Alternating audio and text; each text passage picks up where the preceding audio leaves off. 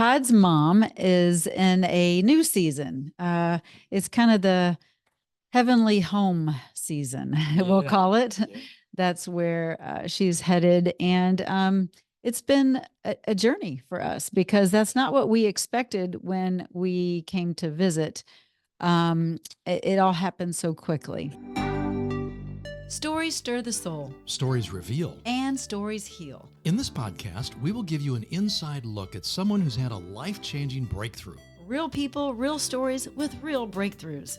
As a health and wellness expert and coach, and Todd as a men's mentor, we've seen firsthand what God can do when it comes to a breakthrough. So lean in, listen well. This could be your biggest breakthrough.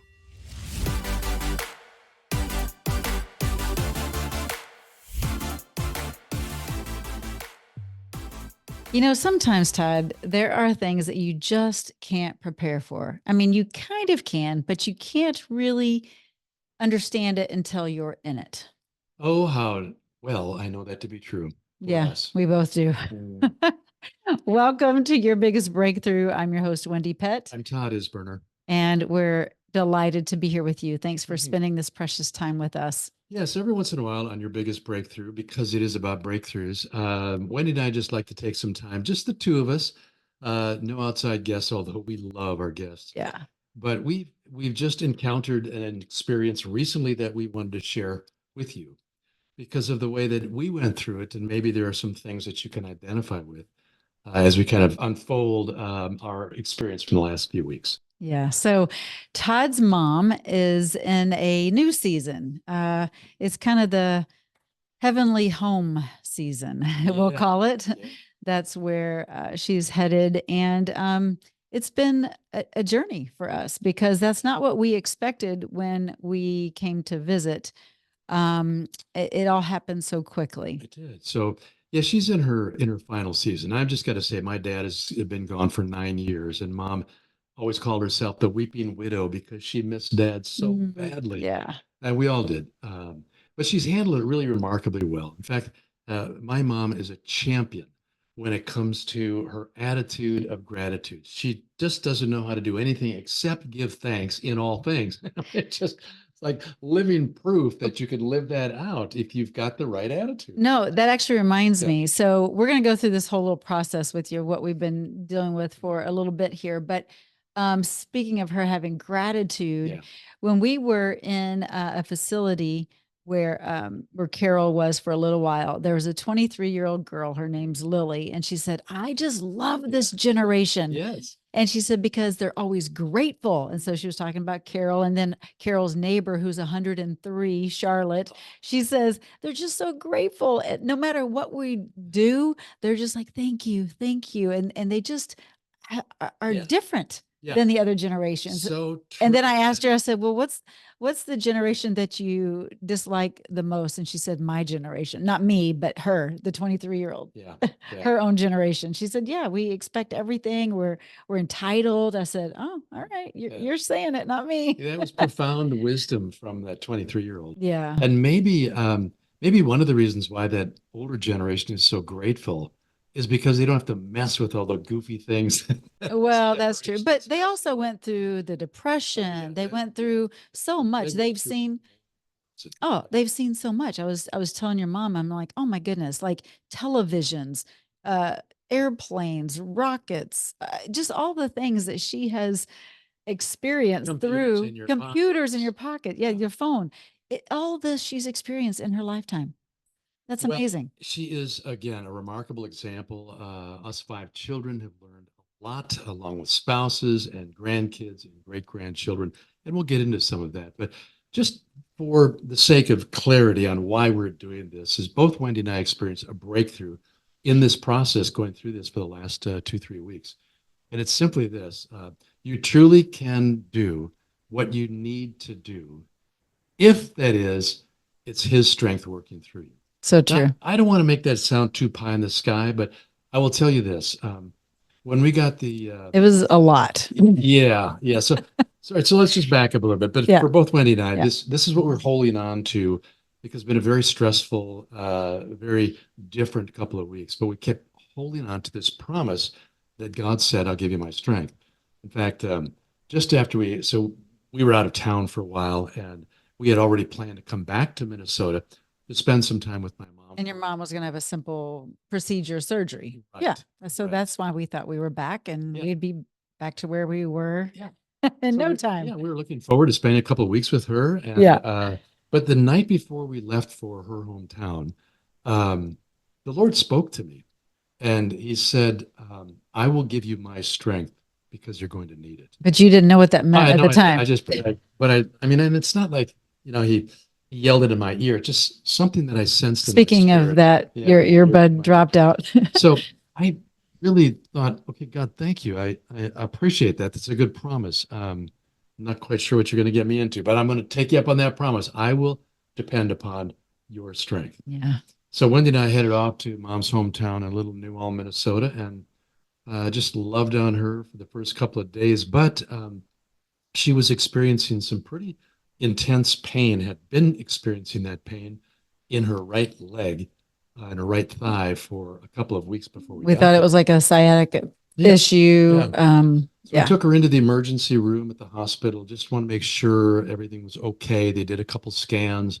They kept her for a couple hours, did all the blood work, all that good stuff, and said, "Yeah, can't really find anything. I mean, it does look like there may be some things going on with her spine, but we need to do an MRI to find out more details." So they sent us back home, and that was really tough watching Mom in that Mhm. kind of pain. Mhm. You got to For know, sure. my mom's She's a pain tough threshold, cookie. if 10 is the worst pain, I'm screaming at 1. Yeah, you are. Mom doesn't flinch at 11. It's like, Yeah. I know she does it. But yeah, so that condition went on for a couple of days. We said, we're going back to the hospital. Let's get an MRI, which we did. And following the results of the MRI, we were told that Mom's cancer had moved from her breast into her bones. It's aggressive bone cancer. But what we had thought early before that, after just a CT scan, was it showed that she had a slip disc and Mhm. and just some, degenerative stuff that's pretty standard or typical. Not always, but Yeah. in elderly, Well, it just had 98 Yeah, 80 years of in severe arthritis. arthritis Yeah. along with osteoporosis. So we were believing that that's kind of what it was. And we're like, okay, cool. We can get this corrected and strengthen her and do some PT and that kind of thing. So when we got this news, it was like a shock, really. Yeah, we were. I mean, I mean, yes not and no. like, We you know what I we mean? thought it was possible, but we just honestly we didn't expect that, and Yeah. so our family is very tight. I've got 4 siblings, 2 sisters and 2 brothers, and they're awesome. And so the 5 of us gathered together with spouses on the phone for a conference call with the doctor to kind of walk through things. Well, now what? So we'll keep her here in the hospital for a couple of days, and you guys make arrangements.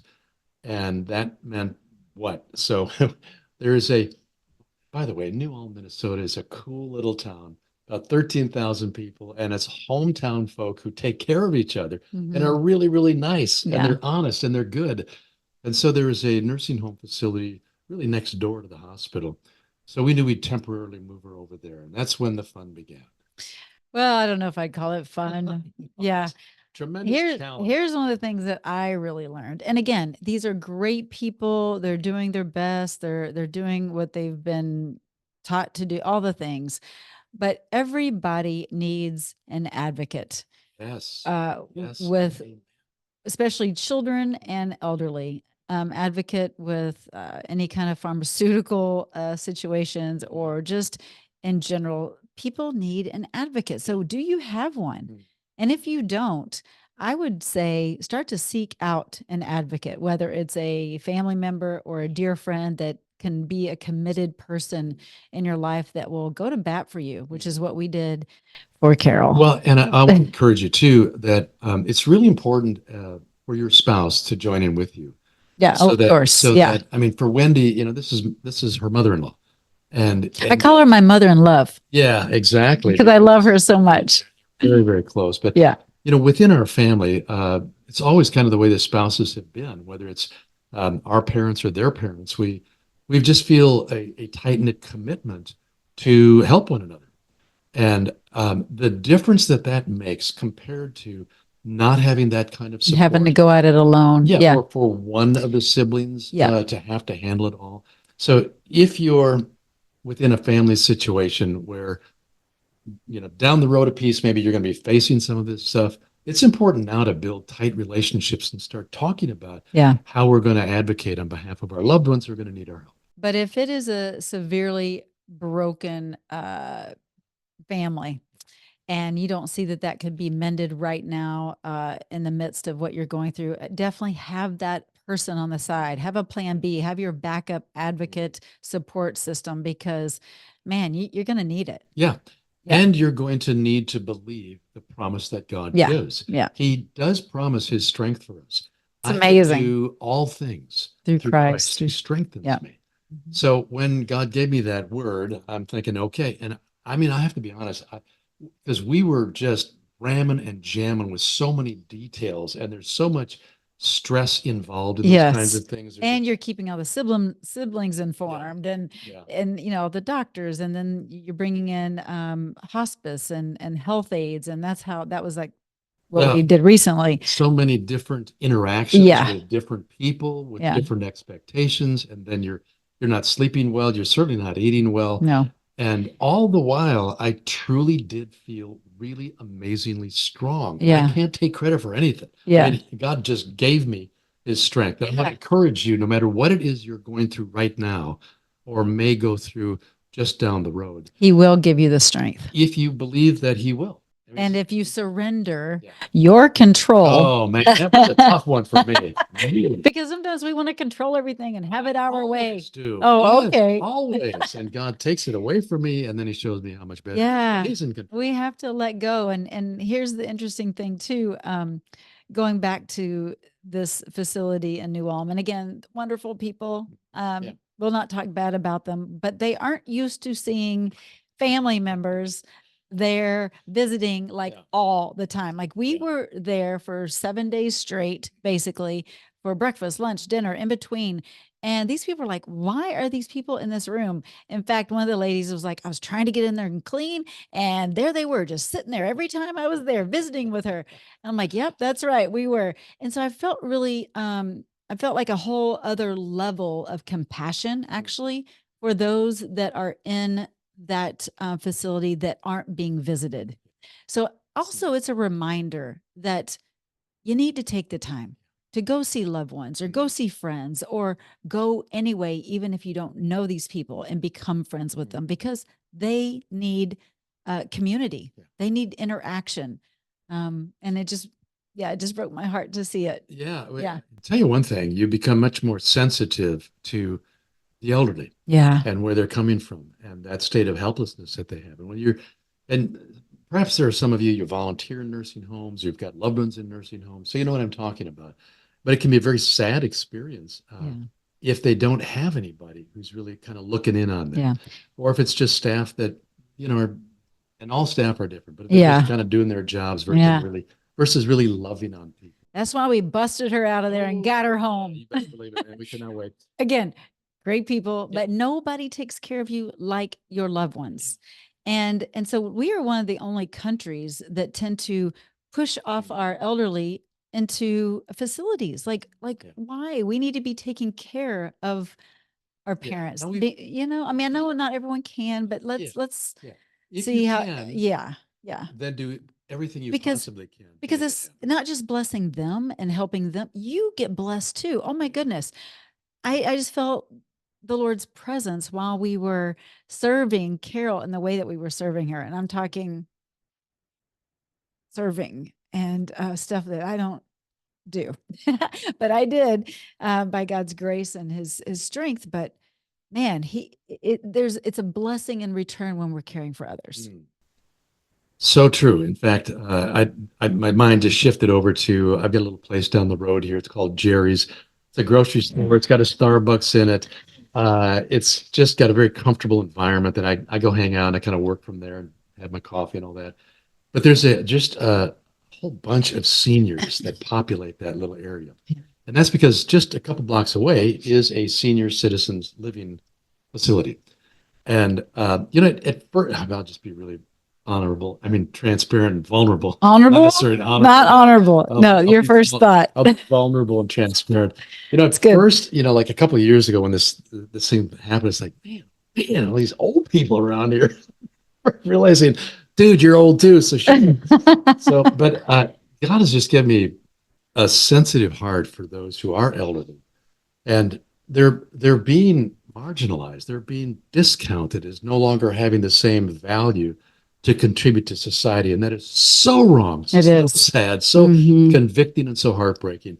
Man, we need to honor the elderly, as other cultures do, and we Yep. are so bad at it. You step up as a society and do that. I'm often reminded in First Samuel, I think it's chapter 2, where God says, "He who honors me, Mm. I will honor." Mm. And in some ways, Wendy, are sort of feeling that as we're going through this process, because our goal, and we talk and pray often about this, God, what do you want us to do for you as we serve Mom? And it seems like he's honoring us. And then think about the commandment, Yeah, so fourth honor. commandment in some circles, the fifth commandment in other circles, but it's honor your father and your mother so that you may live a long life and it will go well for you. Yeah. And I look at what happened with my dad, who served my grandma, and how well it went for him because he was honoring her. And I think about my mom and how she served her mom. And I think about me and my siblings, and some people say, "Oh man, that's a lot of work." That's funny. These last years with both my dad and my mom, it's been, wait, no, it's really not work. It's not an inconvenience. It's a joy. It's a privilege. It's Yeah. an honor. And we would look forward to going down there and spending our time doing whatever we could to honor and to serve. Yeah. So, And I must say, you guys lead by great example. I think that was one of the reasons, one of the breakthroughs that even maybe those at the facility or even the hospital saw. And actually, several people mentioned it, that wow, I've never seen someone so loved and cared for. And that was just you guys, all of us stepping up and being an example to show love and show compassion and show just honor. Yeah. And wow, what if we all did that, not Well- just for our parents, but man, to each other. we're not lacking for opportunity. No, We're no. simply lacking the awareness.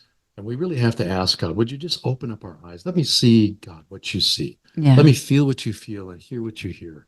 And I promise God will fly the doors open and you will have opportunity.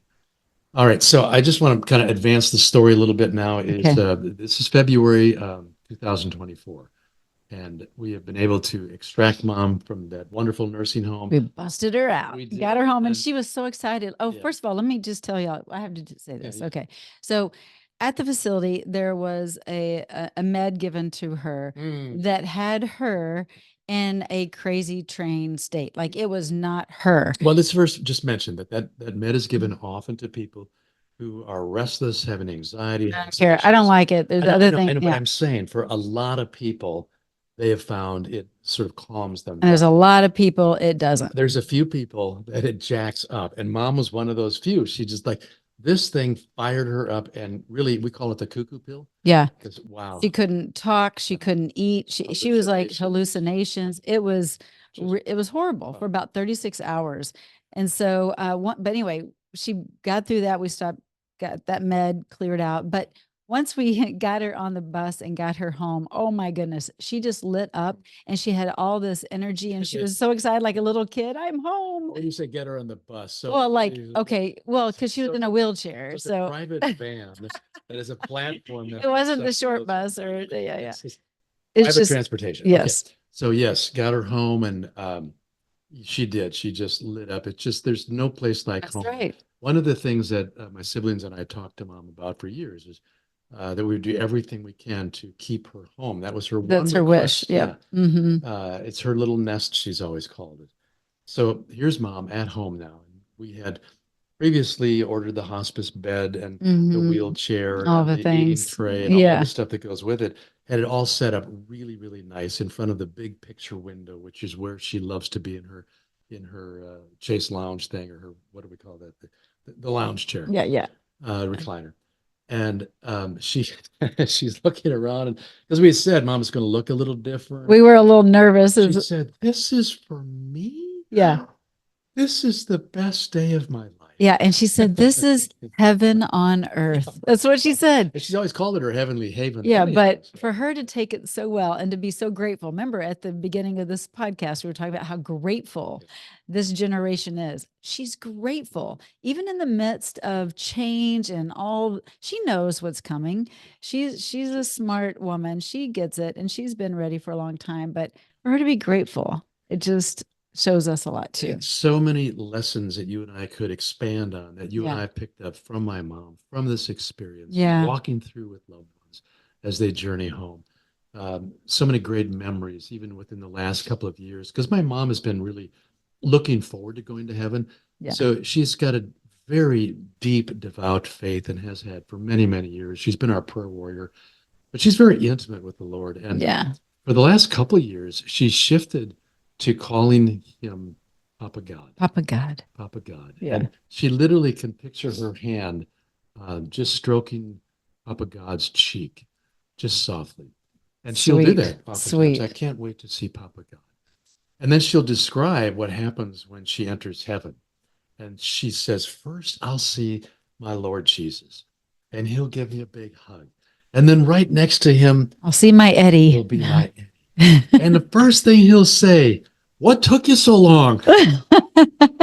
Which would be classic of my dad to actually say that. Yeah, that's cute. But having this awareness of where she's headed for the last couple of years and an eagerness to go to heaven has really helped me try to get a different perspective. I am not there yet. I'm clinging to life. I'll be honest. It's like I'm not ready. I think that's just so human of us. Maybe until we. For me, I'm like, just like I want to be like mom. I've got a brother, Brad, who's like that too. I mean, Yeah. they have a perspective about, look, yeah, this is okay, but why would we want to settle for this when what's ahead of us is just supreme bliss? It's perfection. It's joy. It's in the presence of the Lord and loved ones and great things that we can't even begin to imagine. It has planted a seed in me that's starting to grow, to begin to, wow, this is hard. Just continue to loosen my grip on this world and on this life. Yeah.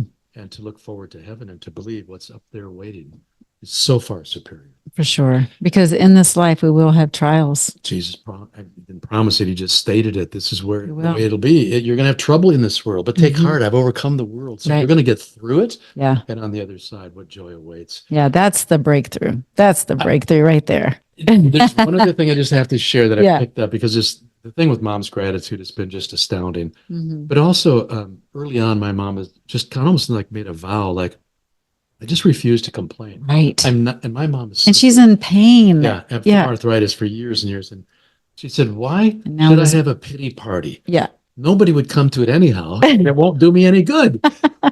So she said, I'm just not going to complain. And the pain that she's dealing with right now with Yeah. this aggressive bone cancer is off the charts, and she's still not complaining.